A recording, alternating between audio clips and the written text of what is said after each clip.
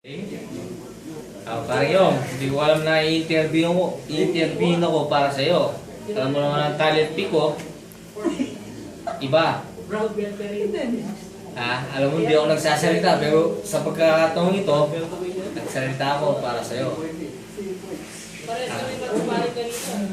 Ever since, magkababata tayo, magkapit pa rin tayo. Alam mo kung gaano kita kamahal. Kaya ako, nababading na ata ako sa'yo. Basta, ang masasabi ko lang, I love you, friend. Pantoy!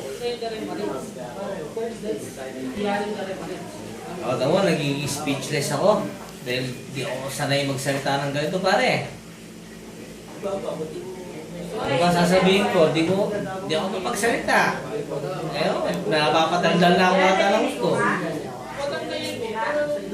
Dumayo pa ako ng Pilipinas para lang dito. Ang visa ako, alam mo naman. US, Mexico. Ha? Ano ba? Ano bang nalaturo ko mo ano? Ito lang masasabi ko mga boy. Happy birthday. I love you, ma. Chuk chuk.